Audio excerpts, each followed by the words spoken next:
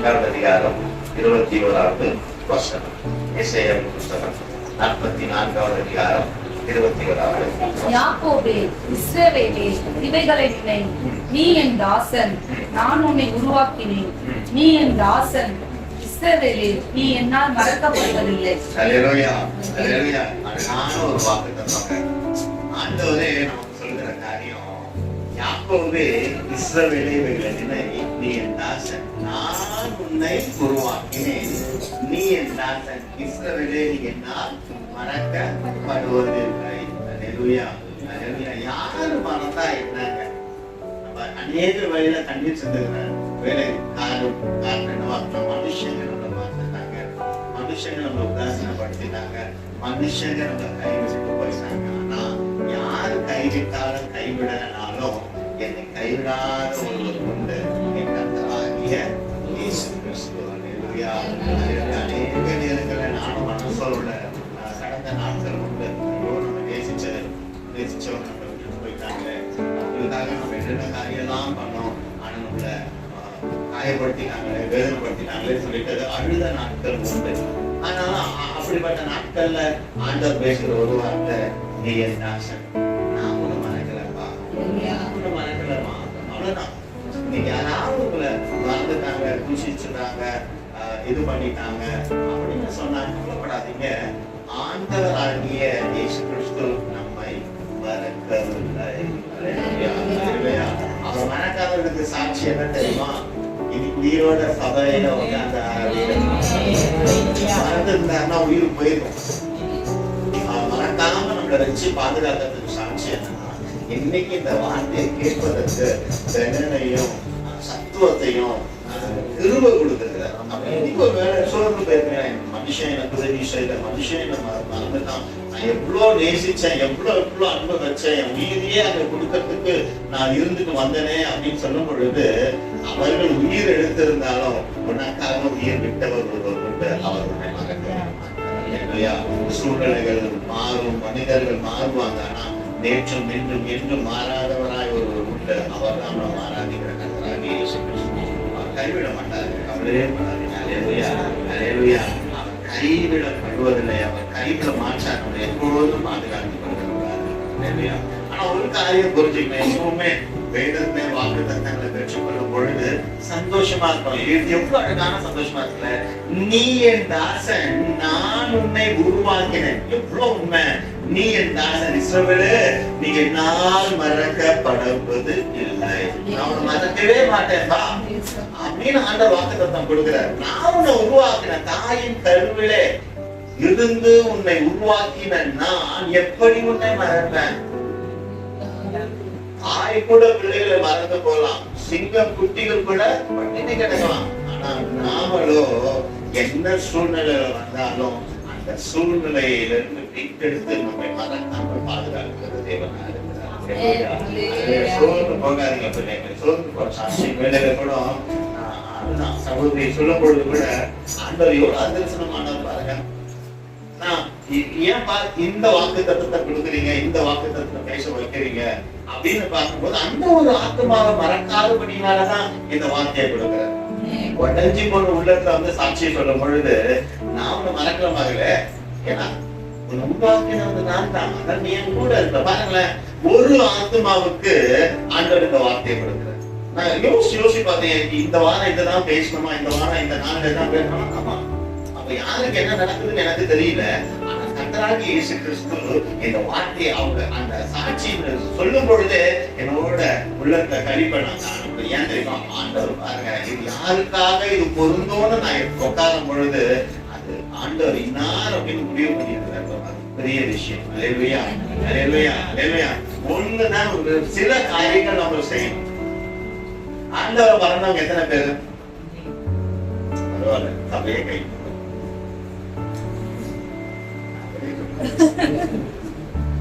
ஏன் அப்படின்னு சொல்றேன்னா, கடந்த நாட்கள் எவ்வளவு வேதம் வாசிச்சோம்?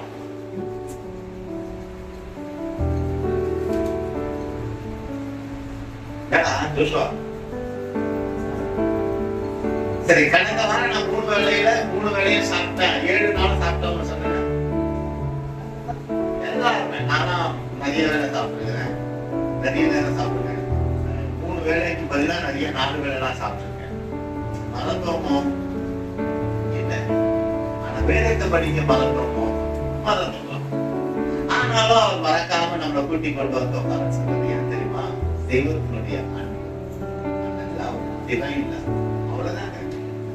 எவ்வளவோ விஷயங்கள் நேரம் இருக்கு, வேதத்துக்கு நேரம் இருக்கு, வேதத்தை வாசிப்பதற்கு நேரம் இருக்கு, ஆண்டவர் நேரம் இருக்குது. ஆனா நமக்கு மனசு வரல. அவ்வளவுதான் வித்தியாசம். மனசு வரல. ஆனா எப்பவுமே நான் பிள்ளைகளாகிய உங்களுக்கு சொல்லுகிற ஒரு காரியம், கட்டாயப்படுத்தி எந்த ஒரு விஷயத்தையும் நம்ம பிள்ளைகளுக்குள்ள திணிக்கப்படும். வாஞ்சையோட கொண்டு போறோம். அதுதான் நினைச்சு நிற்போம். அந்த வாஞ்சை வந்துருச்சு அப்படின்னா சாதுக வரைக்கும் ஏபிசிடி எத்தனை பேருக்கு தெரியும்? எல்லாருக்கும் தெரியும். எத்தனையோ வருடங்களுக்கு முன்னாடி படிச்சது இன்னைக்கு ஏன் ஞாபகம் இருக்க? அது ஆதியிலே வாஞ்சையோட கற்றுக்கொள் கொடுத்தாங்க. அது வாஞ்சையோட கற்றுக்கொள்ளும் பொழுது இன்னைக்கு நமக்கு மறக்காம இருக்கு. அதே போலதான் தேவ வார்த்தையை வாஞ்சையோடு நாம கற்றுக்கொள்ளும் பொழுது மறக்கப்படுவதில்லை, மறைக்கப்படுவதில்லை, அழிந்து போகப்படுவதில்லை. அல்லேலூயா, அல்லேலூயா. சங்கீதத்தின் புஸ்தகம் ஒரு காரியம், முதல் காரியம் செய்ய வேண்டிய காரியம். சங்கீதத்தின் புஸ்தகம் 5வது அதிகாரம் 4வது வசனம். அல்லேலூயா. கர்த்தரையும் அவர் வல்லமையையும் நாடுங்கள், அவர் சமூகத்தை நித்தமும் தேடுங்கள். இந்த வசனத்தை நாம பார்க்கக்கூடிய ஒரு காரியம், அவர் வல்லமையை நாடுங்கள், அவர் சமூகத்தை நித்தமும் தேடுங்கள். 2 காரியம் பார்க்கிறோம். கடந்த நாட்கள்ல நான் தேவனை எவ்வளவு தூரம் நாடி இருக்கிறேன், எவ்வளவு தூரம் தேடி இருக்கிறேன் அப்படின்னா, சில பேர் நான் நிறைய தேடி இருக்கேன்னு சொல்லலாம், சில பேர் நான் தேடலன்னு சொல்லலாம். நியாயம் தீர்ப்பதற்கு மனுஷனுக்கு அதிகாரம் கிடையாது. எந்த மனிதனையும் நியாயம் தீர்ப்பதற்கு எந்த மனுஷனுக்கும் அதிகாரம் கிடையாது. அதுல ஒருவேளை கடினத்தோட யாராவது நியாயம் தீர்க்கிறாங்கன்னா நீங்க என்ன பண்ணுங்க, அவங்களை விட்டுட்டு போயிட்டே இருக்கு, கடந்து போய்கிட்டே இருக்கு. அந்த நிலையில நிக்காதீங்க. உங்களை மறக்காத ஒரு உண்டு, அவருக்குதான் நம்ம பயந்து நடக்கணும். அப்ப இந்த நாட்கள்ல ஆண்டவர் வெளிப்படுத்துகிற ஒரு காரியம், என் பிள்ளைகளை நான் மறப்பது இல்லை, ஆனால் என் பிள்ளைகள் மறந்த நிலையிலே வந்து அமர்ந்திருக்கிற வேளையில என்னை மறவாதபடிக்கு என்னை தேடும்படியான வார்த்தையை நான் பேச வேண்டும் என்று அவர் விரும்புகிறார். அல்லேலூயா. அவர் பேச வேண்டும் என்று. அல்லேலூயா. அவர் கர்த்தரை நித்தமும் தேடு. அதிகாலையில் எந்திரிச்சு வணக்கம் ஆண்டவர் வச்சது, துதிங்க, ஆராதிங்க. தேவ சமூகத்துல தேவ வார்த்தையில மெடிடேட் பண்ணிட்டு கடந்து போகும்போது அவர் பெரியவராக இருக்கிறார். அப்ப ஆண்டவரை நாம மறக்காம இருக்கணும்னா முதல் காரியம் என்ன பண்ணணும்னா அவருடைய வார்த்தையை மறக்காமல் இருக்க வேண்டும். Don't forget God's word. அவ்வளவுதான். Don't forget God's word. சொல்லுங்க, ஆண்டவருடைய வார்த்தையை மறக்கக்கூடாது. ஆண்டவருடைய வார்த்தையை மறந்தா அவர் நம்ம மறக்க மாட்டாரு, நாம மறைஞ்சு போயிடும். இந்த உலகத்துல பெஸ்டா வாழணும்னா ஒரே ஒரு ரகசியம் தான், தேவ வார்த்தையை மறக்காம இருந்துட்டோம்னா இந்த உலகத்துல பெஸ்டா இருக்கும். தேவ வார்த்தையை மறந்தவன் உலகத்துக்குள்ள குறைஞ்சு போயிடுவான். நல்ல ரகசியம். தேவ வார்த்தையை மறந்தவன், தேவ வார்த்தையை தியானம் பண்ணாதவன் இந்த உலகத்தின் கடலிலே சிக்கி சமுத்திரத்தின் ஆழத்தில போயிடுவான். அவன் தேடி நாம கண்டுபிடிக்க முடியாது. ஆனா தேடி ஒருவர் வருவார், நரத்தை பிடித்து ஆழத்திலும் தூக்கி எடுத்து கண்மலையின் மேலே நிறுத்துவார். அல்லேலூயா, அல்லேலூயா. அப்போ எடுத்து வாசிங்க உபாகமத்தின் புஸ்தகம் 4வது அதிகாரம் 9வது வசனம் 10வது வசனம்.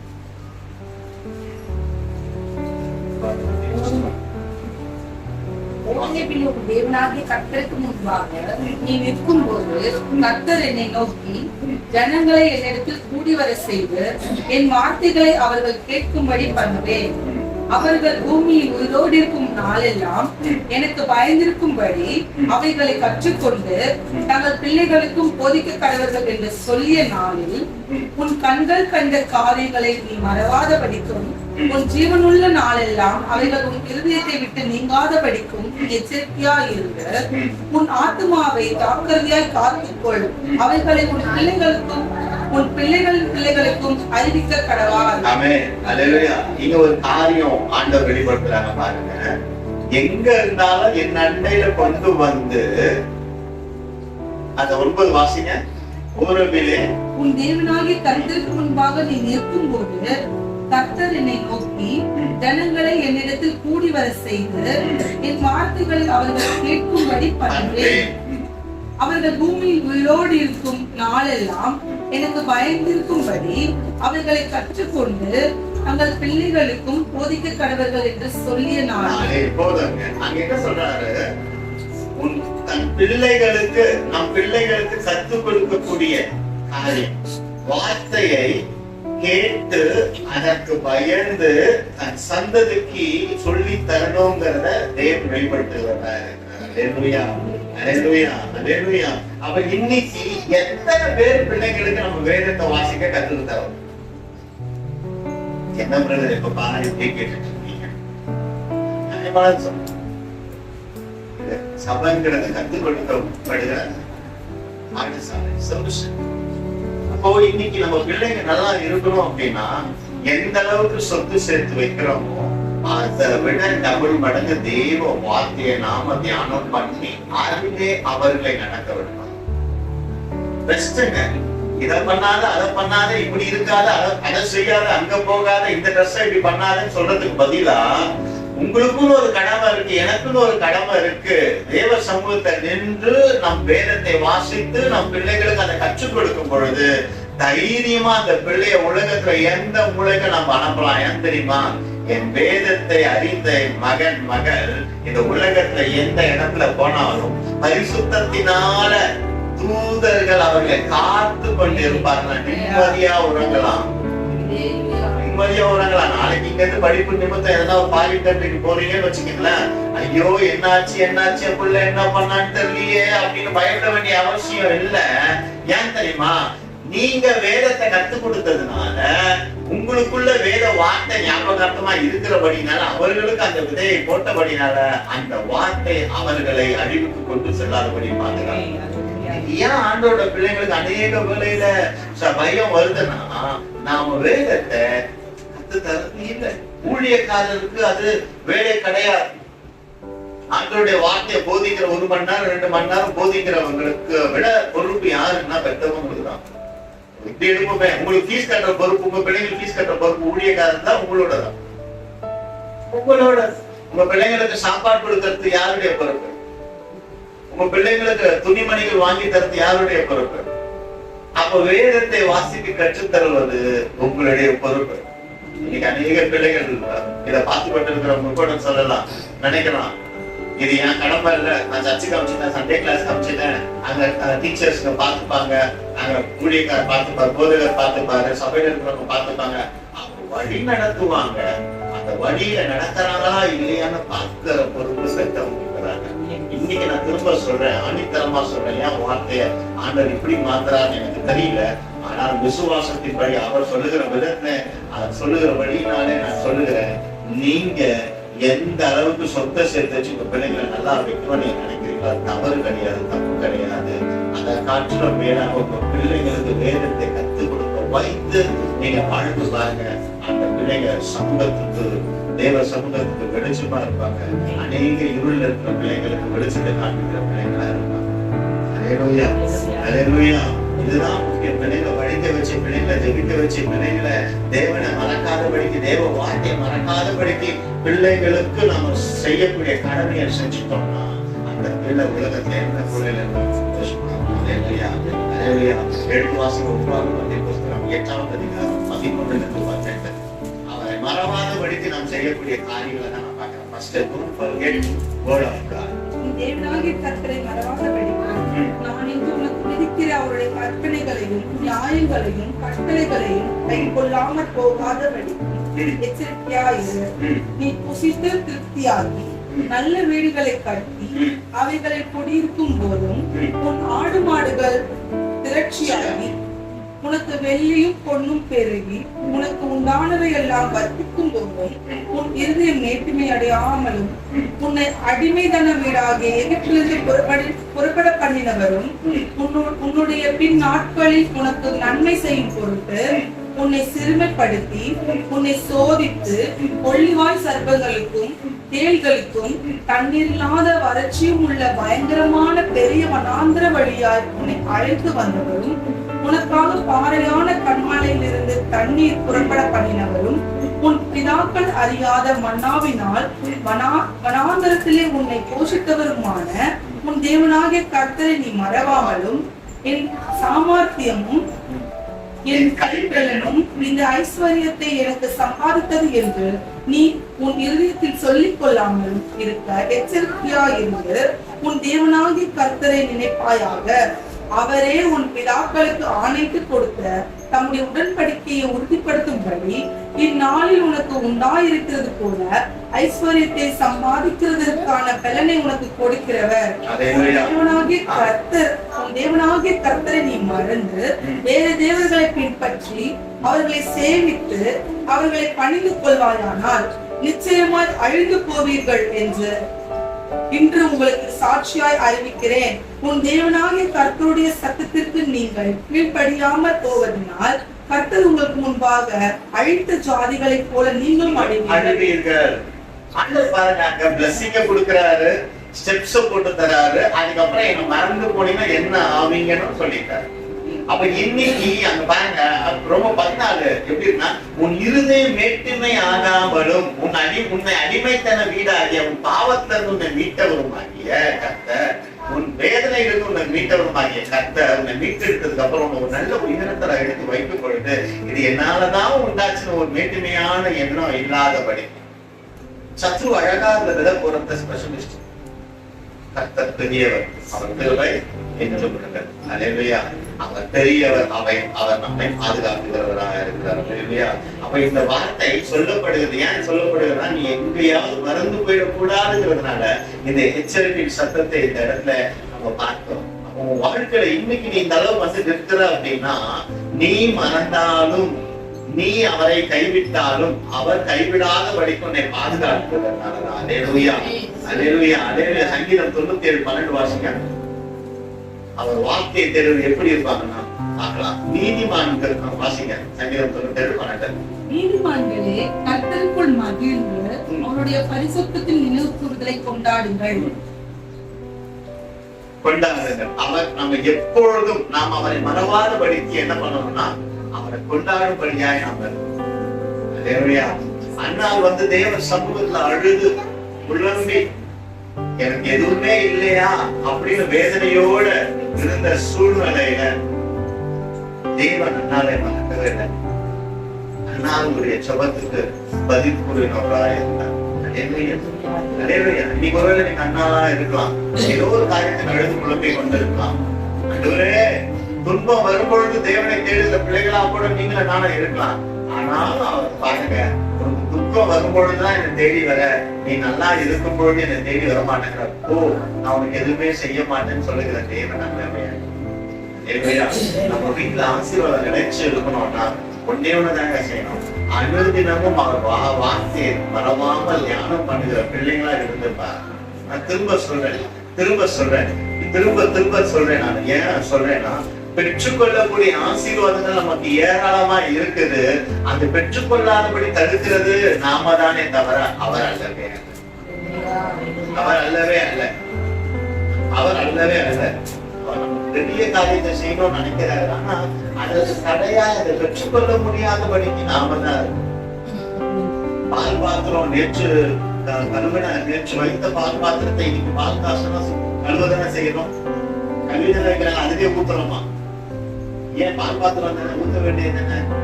அந்த டெய்லி பால் காய்ச்சறோம். அப்ப ஊத்தி அதுவே பால் காய்ச்சி சாப்பிட வேண்டியது என்ன? முடியுமா? ஏன் கெட்டு போயிடுங்கிற ஞானம் நமக்கு உண்டு. அவருடைய ஜீவனாய் அவர் சுவாசத்தை நம்ம மேல வைத்தபடினால அவர் வார்த்தையை மறந்து வாழ்கிற பிள்ளைகளா இருப்போம்னா கொஞ்சம் கொஞ்சமா நம்மளுடைய வாழ்க்கை கெட்டு போயிட்டே இருக்கும். கொஞ்சம் கொஞ்சமா வாழ்க்கை கெட்டு போயிடுவோங்க. கெட்டு போகாதபடிக்கு தேவ வார்த்தையில காத்து கொண்டிருக்கிற பிள்ளைகள் அனுதினமும் தேவ சமூகத்துக்கு மற்றவருக்கும் பயன்படுகிற பிள்ளைகளா இருப்போம். அழுகி போக மாட்டோம், கெட்டு போயிட மாட்டோம். அப்ப பாருங்க, ஒரு பால் பாத்திரம் நம்ம வீட்டுலதான் இருக்கு, நம்ம விலையை கொடுத்து வாங்கின பாத்திரம் வந்தா டெய்லி அதுதான் பால் காசு, எதுவுமே அந்த பாத்திரத்தை செய்யறது கிடையாது. ஆனாலும் அதுக்கு ஒரு சுத்திகரிப்பு தேவைப்படுது. பாத்திரத்துக்கு இந்த சுத்திகரிப்பு தேவைப்படுதுன்னா பரிசுத்த ஆவியானவர் வாழக்கூடிய இந்த பாத்திரத்தை எப்பேற்பட்ட சுத்திகரிப்பு தேவைப்படுதுங்க. அந்த சுத்திகரிப்பு விம்லிக்கு வேற எதையும் போட்டு பண்ண முடியாது. தேவ வார்த்தையினால மட்டும்தான் சுத்திகரிப்பு. எந்த சோப்பும் எனக்குள்ளாக இருக்கிற அழுக்கை சுத்திகரிக்க முடியாது. ஏனென்றால் என்னுடைய அழுக்கை சுத்திகரிப்பதற்கு நான் மறவாமல் தேவ வார்த்தையை தியானம் பண்ணுகிறவனா. அல்லேலூயா, அல்லேலூயா. தேவ வார்த்தையை தியானம் பண்ணுகிற பிள்ளைங்களா நாம இருக்கணும். ஃபர்ஸ்ட் பாயிண்ட், தேவ வார்த்தையை மறக்காம இருக்கணும். Don't forget. தானியேல் 3 வேளையும் தேவ சமூகத்தை காத்து வேதத்தை நம்ம பார்த்துக்க, நீ வேண்டிக் கொள்வதற்கு முன்பாகவே கேட்கப்பட்டிருப்பா. குடித்தாச்சு, அவ்வளவுதான். வேற என்ன வேணும்? அவ்வளவுதான். அப்ப அன்று தினமும் அவர் வார்த்தையை தியானம் பண்ணுகிறவர்கள். எப்படி எடுத்துக்கோங்க, நீங்க வியாபாரம் பண்ணுகிறவங்க இங்க இருக்கிறீங்க, உங்க கடைக்கு ரெகுலரா ஒரு கஸ்டமர் வராருன்னு வச்சுக்கோங்க. 10 ரூபாய்க்கு பொருள் வாங்குறாரு, 20 ரூபாய்க்கு பொருள் வாங்குறாரு, 30 ரூபாய்க்கு வாங்குறாரு. இந்த மாதிரி ஒரு 10 வருஷம் இல்ல 5 வருஷம் இல்ல 6 மாசம் வராரு. 1 ரூபாய்க்கே வாங்குறாரு கூட வச்சுக்கோங்க. ஒரு நாள் நீங்க என்ன பண்ணுவீங்க? இலவசமா ஒரு பொருள் கொடுத்து அனுப்புவீங்களா? அனுப்ப மாட்டீங்களா? ஒரு 10 பொருள் வைக்கிறது பதிலா 11வது பொருள் வைப்பீங்களா? வைக்க மாட்டீங்களா? வைப்போமா? ஏன் வைப்போம்? மறக்காம நம்ம கடைக்கு வர்றதுனால, அவர் மறக்காம நம்மளுடைய வியாபாரம் பண்ணுகிறதுனால. அதனால அவருக்கு என்ன பண்ற, பணம் வந்து எக்ஸ்ட்ரா ஒரு பொருளை பையில போட்டு அனுப்புறோம். ரெகுலர் கஸ்டமர்ங்கிறதுனால உலகத்துல இருக்கிற நமக்கே அறியாத ஜனங்கள் மேல ரெகுலரா வர்றதுனால ஒரு கரிசனம் வருதுன்னா, பரம பிரியவனாகிய கர்த்தர் நம்ம அறிந்தபடினால அவர் வார்த்தையை நம்ம அனுதினம் தேடும் பொழுது அவர் இறங்காம இருப்பாரா? இறங்காம இருப்பாரா? சொல்லுங்க. நீங்க அனுதினமா தேவ வார்த்தையை தேடும் பொழுது இவள் என் வார்த்தையை தேடிக்கொண்டே இருக்கிறபடியினால, அனுதினமும் என் வார்த்தையை தியானம் பண்ணி கொண்டு இருக்கிறபடினால, அனுதினமும் என் வார்த்தையினால சுத்திகரிக்கப்பட்டு என் வார்த்தைக்கு பயந்து நடக்கிறபடினால, என் வார்த்தையை மறவாத இவளை என் மகனை என் மகளை நான் கைவிடாதபடிக்கு கரத்தை பிடித்து தூக்கி எடுத்து நடத்தி செல்கிற தேவனாய் நான் ஒரு வாழ்க்கையில இருப்பேன் என்று ஆண்டவர் வந்துருவாருங்க. ஆண்டவர் வந்துருவார். அவர் வந்து பெரிய காரியம் செய்தார். நமக்கு ஏன் இன்னும் அவர் மேல பெர்ஃபெக்டான லவ் இன்னும் வரலன்னா, அவரை பார்க்கிற விதத்தை நம்ம பார்க்கல, அவரை தேடுகிற விதத்தை நம்ம தேடல. இது ஒரு பக்கம். ஏன் நம்ம வாழ்க்கையில இன்னும் நிறைய ஆசீர்வாதம் பெற்றுக்கொள்ளலன்னா, அதேதான். அவரை பார்க்கிற விதத்துல பார்க்கல, தேடுற விதத்துல தேடல, அவரை நேசிக்கிற விதத்துல நேசிக்கல, அவருக்காக பயப்பட வேண்டிய நேரத்தை பயப்படல, அவருக்காக நேரத்தை கொடுக்க வேண்டிய நேரத்தை கொடுக்கல. இதெல்லாம் நம்ம கொடுக்கும் பொழுது நம்ம பெற்றுக்கொள்ள முடியும். இரண்டாவது காரியம், அவரை நாம் எப்பொழுதும் ஆராதிக்கிறோம். Don't forget to worship God. எப்பொழுதுமே ஆராதிக்கிறோம். அல்லேலூயா. எப்பொழுதும் நாம் தேவனை ஆராய்ச்சி கொண்டே இருக்கோம். அப்போஸ்தலனாகிய பவுல் சொல்கிற ஆராதனை முறைமை ரொம்ப பெஸ்ட்ங்க. அல்லேலூயா. ரொம்ப 12ஆம் அதிகாரம் 1வது வசனம் 2வது வசனம். எது புத்தியுள்ள ஆராதனை அப்படின்னா, பவுல் அழகா சொல்றாரு. அப்படி இருக்க சகோதரரே, நீங்கள் உங்கள் சரீரங்களை பரிசுத்தமும் தேவனுக்கு பிரியமுமான ஜீவ பலியாக ஒப்பு கொடுக்க வேண்டும் என்று தேவனுடைய இரக்கங்களை முன்னிட்டு உங்களை வேண்டிக் கொள்கிறேன். இதுவே நீங்கள் செய்யத்தக்க புத்தியுள்ள ஆராதனை. நீங்கள் இந்த பிரபஞ்சத்திற்கு ஒத்த வேஷம் தெரியாமல் தேவனுடைய நன்மையும் பிரியமும் பரிபூரணமுமான சித்தம் இன்னதென்று பகுத்தறியத்தக்கதாக உங்கள் மனம் புதிதாகிறதுனாலே மறுரூபம் ஆகுங்கள். அப்ப மனம் புதிதாகிறதுனாலே மறுரூபம் ஆகுங்கள். அப்ப மறுரூபம் எப்போ, மனசு எப்போ புதுசா மாறும்னா தேவ வார்த்தையை தேடும் பொழுதுதாங்க. காலம் கடந்து போகல, நேரம் கடந்து போனாலும் அதை பத்தி கவலைப்படாதீங்க. இனி இருக்கக்கூடிய காலத்துல தேவ வார்த்தையை மறக்காம தேவனை ஆராதிப்பதை விட்டு விடாதபடிக்கு இருப்போம்னா நமக்குள்ள ஆட்டோமேட்டிக்கா நீங்க துதிச்சுட்டே இருங்க. கோபம் வரும்போது துதிங்க, துதிங்க, துதிங்க, துதிச்சுட்டே இருங்க. அந்த துதி எடுக்கும் பொழுது முழுமுழுப்பு வரும் பொழுதுதான் சாத்தான் நெருங்கி வருவான். துதிக்க துதிக்க சாத்தான் வந்து விலகி வருவான். துதிக்க துதிக்க கோபங்கள் கோபம், துதிக்க துதிக்க நம்ம ஏமாற்றின ஜனங்கள் பண்ணின சிந்தனைகள். எனக்கெல்லாம் நிறைய நாட்கள் நான் வேதனை அடைஞ்சிட்டு, நிறைய நாட்கள் வேதனை அடைந்தது உண்டு. ஆனா தேவ சமூகத்தை துதிக்க ஆரம்பிக்கும் பொழுது வேதங்களை வாசிக்க முடியாத தருணங்கள்ல, ஏன்னா நிறைய சிந்தனைகள் மனசை ஆக்கிரமிச்சு கொண்டு இருக்கும் பொழுது பைபிளை தொட முடியாது, செபிக்க முடியாது, எதுவுமே பண்ண முடியாது. ஆனா அதையும் மீறி ஆண்டவர் ஒரு தருணத்தை கொடுப்பார். துதிக்க பலன் கொடுக்கும்போது அந்த துதி எடுப்பது அப்படியே லைச்சா உடம்பு மாறும், சந்தோஷமா மனசு மாறும். திரும்ப தேவ சமூகத்தை அமர தேவன் என்ன அழைத்து செல்லும் போது அப்படியே அவர் நம்ம மேல வைத்த அன்பு வெளிப்படும். நாம அவர் வேதத்தை தொடர மறந்தாலும் அவர் நம்மை அன்பு அதனால நீங்க என்னைக்குமே கவலை அடையாதீங்க. எடுத்து வாசிங்க. எபிரேயர் 10வது அதிகாரம் 25-26. சபை கூடுவர்களை சிலர் விட்டு விடுகிறது போல நாமும் விட்டு விடாமல் ஒருவருக்கு ஒருவர் புத்தி சொல்ல கடவோம். நாளானது சமீபித்து வருகிறதை எவ்வளவாய் பார்க்கிறீர்களோ அவ்வளவாய் புத்தி சொல்ல வேண்டும். சத்தியத்தை அறிவை அடைந்த பின்பு நாம் மனப்பூர்வமாய் பாவம் செய்கிறவர்களாய் இருந்தால் பாவங்களின் நிமித்தம் செலுத்தத்தக்க பேரை பற்றி இனி இராமல். இப்போ இன்னொரு காரியம் என்ன அப்படின்னா, சபை கூடி வருதல் விட்டு விடும் பொழுது நம்ம தேவ சமூகத்தை விட்டு விலகி. நான் வீட்டுல பைபிள் தேடுறேன், வீட்டுல பைபிள் படிக்கிறேன், நான் ஆலயத்துக்கு வரேன்னு சில பேர் கேள்வி கேட்பாங்க. ஆலயத்துக்கு வரும் பொழுது அந்த இடத்துல கிடைக்கிற பிரசங்கம் வீட்டுல இருக்கும்போது வேறு விதமா கிடைக்கும். அப்ப எந்த வேலை இருந்தாலும், நேற்று ஒரு தம்பி எனக்கு கால் பண்ணான். எனக்கு அவனோட தருணங்கள் எனக்கு ரொம்ப கஷ்டமா இருந்தது. ஆனாலும் என்கிட்ட கால் பண்ணி கேட்டான், நான் நாளைக்கு ஆலயத்துக்கு வரணும்னு ஆசைப்படுறேன், ஆனா என் வீட்டுல அழுகுறாங்க, நான் வந்து அவங்களோட வெளியில வரணும். நான் ஒரே வார்த்தை சொல்லிட்டேன், தம்பி தாய் தகப்பனோட வெளியில போகணும், தாய் தகப்பனோட வெளியில போகணும். ஃபர்ஸ்ட் வார்த்தை சொல்லிட்டேன், போ. கடினப்படுத்தி ஒருத்தனை கடினப்படுத்தி காயப்படுத்தி ஆலயத்துக்கு வரணும்னா இல்லைங்க. நம்ம எந்த இடத்துல இருந்தாலும் தேவ சமூகத்துல ஆண்டவரை தேடும் பொழுது அவருக்கு வந்துருவாரு. ஆனா நேரம் இருக்க தருணம் இருக்க நான் ஆலயத்துக்கு போகலன்றதுதான் தப்பு. எனக்கு நேரம் இருக்கு, ஆலயத்துக்கு போல, நான் தூங்கிட்டேன், ஆலயத்துக்கு போல, அதுதான் தப்பு. கடினமா இப்போ சில இடங்கள்ல மனைவிமார்கள் ரசிக்கப்பட்டிருப்பாங்க, கணவன் விட மாட்டாங்க. அப்போ அவர் கடினப்படுத்தி நான் போவேன்னு சண்டை போட்டு ஆலயத்துக்கு வந்து உட்கார்ந்தோம்னா சமாதானம் இருக்காது. பரவாயில்ல. அப்படிப்பட்ட சூழல்ல இருக்கும் பொழுது வீட்டிலேயே தேவனை தேடும் பொழுது ஆலயத்தினோட பிரசன்னத்தை தேவன் தருகிறார்.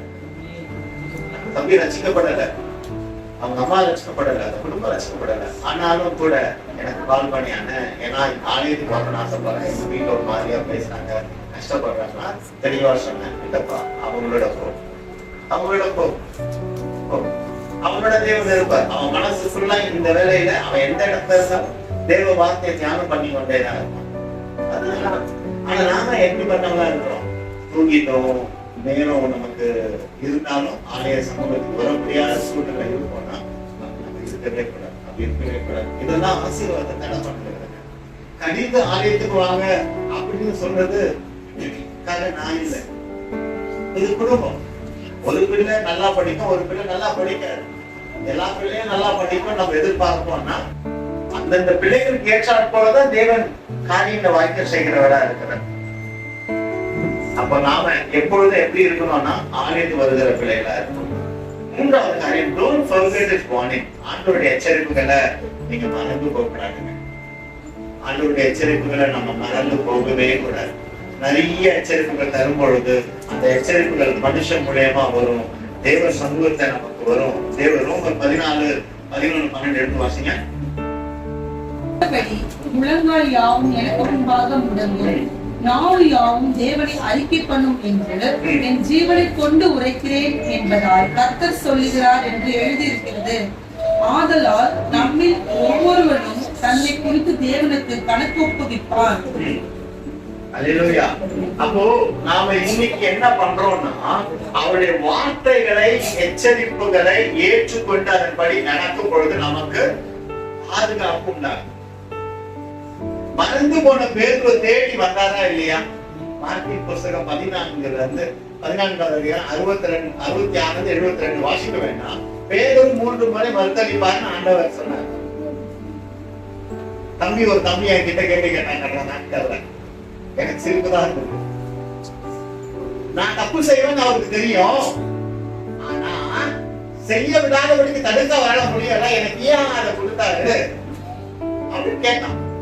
நான் சிம்பிளா சொன்னேன், தேவன் இப்படி இது அப்படின்னு சொல்லுகிறவர் கண்டிப்பானவர் இல்ல. சுதந்திரத்தை நம்ம கிட்ட கொடுத்துட்டாரு, சுயாதீன புத்தியை நம்ம கிட்ட கொடுத்துட்டாரு, ஞானத்தை நம்ம கிட்ட கொடுத்துட்டாரு. அந்த ஞானத்தை அப்ளை பண்ணி தப்ப செய்யாதபடி அவர் பக்கம் திரும்பிட்டானா வாதனையனுக்கு உத்தம் கொடுக்கிறவரா இருக்கிறார். ஒருவேளை தவறு செஞ்சு கீழே விழுந்துட்டாலும் நான் சொன்னேன்ல, நான் ஞானத்தை கொடுத்தல, அதனால நம்ம கீழே போட்டு மிதிக்கப்படாது, மீண்டும் கீழே விழுந்து நம்ம தூக்கி எடுக்கிறவரா இருக்கிறார். அவர் கண்டிப்பானவரா இருந்தாரு அப்படின்னா இன்னைக்கு உலகத்துல எல்லாரும் மறிச்சு போய் இடம் வாங்குவதற்கு நலம் இல்லைங்கிற காலத்துக்கு பதிலா புதைப்பதற்கு பரியல் சுடுகாடு இல்லைங்கிற காலத்துக்கு வந்துடும். அவர் மட்டும் ஒரு நிமிஷம் கோவப்பட்டாருன்னா, ஒரு நிமிஷம் கோவப்பட்டாருன்னா, அநேக வேலையில சில வேலையில எனக்கு நிறைய ஆண்டு உணர்த்துவாங்க. யாராவது ஒரு தப்பு பண்ணிட்டாங்கன்னா டக்குன்னு எனக்கு கோபம் வந்துடும். ஆனாலும் ஆண்டு எனக்கு உணர்த்துவார், நீ கோபப்பட்டான்னு கேட்பார். அப்படியே அது அப்படியே ஒரு மாதிரி ஆயிடும், அப்படியே அப்படியே ஒரு குழந்தை போயிடுவாங்க. அப்ப நம்ம கோபப்பட்டா நியாயம் தீர்க்கணும் அப்படின்னா நம்ம கோபப்பட்டா அதுதான் ரொம்ப முக்கியம். அல்லேலூயா, அல்லேலூயா. அவன் பேதுரு ஐயா ஆண்டவரை 3 முறை மறுதலிச்சான். 3 முறை மறுதலிச்ச பேதுரு ஐயா தேடி வந்தாரா இல்லையா? ஒருத்தர் மறுதலிப்போம் அப்படின்னா என்ன வரும்? அவரை மறந்துட்டு வந்தாங்க அர்த்தம்.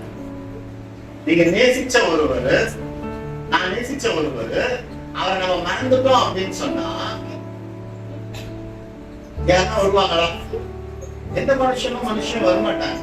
ஆனா மறக்கிறோம்னாலும் என்ன அர்த்தம்? அவங்க வேண்டாம் அப்படின்ற அர்த்தம் தான். கரெக்டா? அவங்களை காயப்படுத்துறோம் அப்படின்னா என்ன அர்த்தம்? அவங்க வேண்டாங்கிறதால தான் காயப்படுத்துறோம், வேதனைப்படுத்துறோம். அப்ப அப்படி இருக்கும் பொழுது பேதுரு 3 முறை மறுதலித்த போது கூட ஆண்டவர் எவ்வளவு சிலுவையில அறைந்த வேதனையை காட்டிலும் நான் நேசிச்ச ஒருவர் தன்னை விட்டு வேண்டாம் சொல்லி போக பொழுது கிடைக்கிற மரணம் வேறு. செத்து போயிட்டா ஒரு வாட்டி தான் செத்து போக முடியும். ஆனா நமக்கு நேசித்தவர்கள் நம்ம விட்டு விலகி போகும், நேசித்தவர் நமக்கு பிரியமானதை செய்யாத போது அந்த காரியங்கள் நம்ம அப்படியே உருவ குத்தி கொண்டே இருக்கும். அது வேதனைக்கு அப்பா வேற விதமான வேதனை.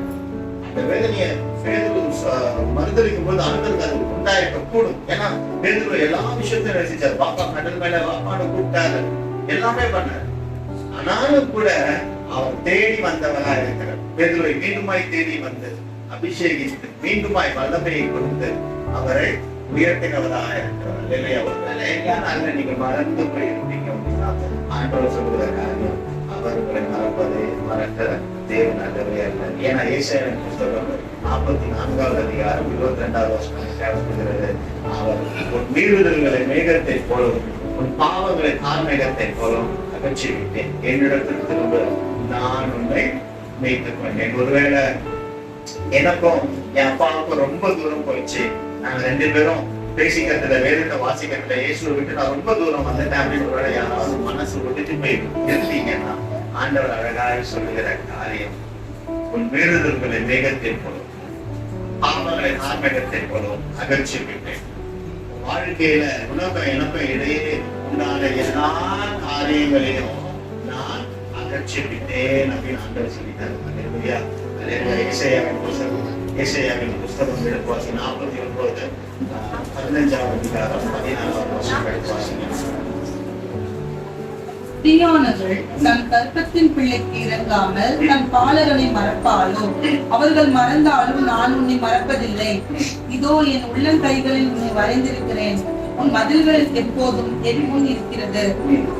உள்ளங்கையில வளைஞ்சு இருக்கிறேன்னு சொல்றாருங்க. அப்போ ஒருவேளை நீங்க ஏதாவது சூழ்நிலையை விட்டுட்டு நீங்க வந்திருக்கீங்க அப்படின்னு சொன்னா ஆண்டவர் சொல்லுகிற காரியம், ஒரு தாயானவர்கள் கூட உன்னை மறந்து போலாம், என் நேசிச்சவங்க உன்னை மறந்து போய் வார்த்தையில காயப்படுத்திக்கலாம், விட்டுட்டு போனவங்க கூட வார்த்தையில தாழ்மாறா பேச வைக்கலாம், உன்னை அசிங்கப்படுத்தி பார்க்கலாம், உன்னை கேவலப்படுத்தி பார்க்கலாம். இப்படி சொன்னாலும் இவன் என் பின்னாடி வரமாட்டான், அப்படி இவங்க என் பின்னாடி வரமாட்டான்னு சொல்லிட்டு வேதனைப்படுத்தி உங்களை பிரிச்சுட்டு அவங்க நல்லா இருக்கணும் கூட நினைக்கலாம். அப்படி யாரேனும் அப்படி எந்த மனுஷன் நம்மளை நினைச்சாலும் ஒண்ணு தெரிஞ்சுக்குங்க, என் தாயின் கருவில இருந்து என்னை தெரிந்து கொண்டவர், என்னை உள்ளங்கையில வரைந்திருக்கிறவர், அவர் என்னை ஒரு காலம் மறக்க மாட்டார். யார் என்னை கைவிட்டாலும் இயேசு கைவிட மாட்டார்.